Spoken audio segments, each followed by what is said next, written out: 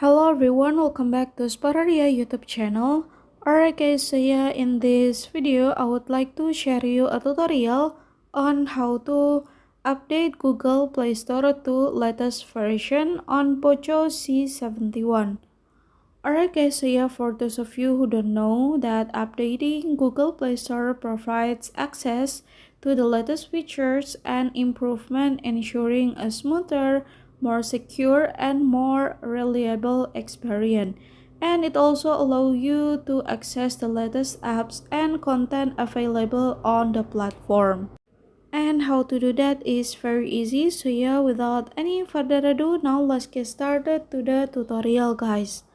Alright, the first thing first that you have to do is, of course, now you can go to Google Play Store on your cell phone like this, and then you can click on the account menu, and then now you can go to settings and go to about.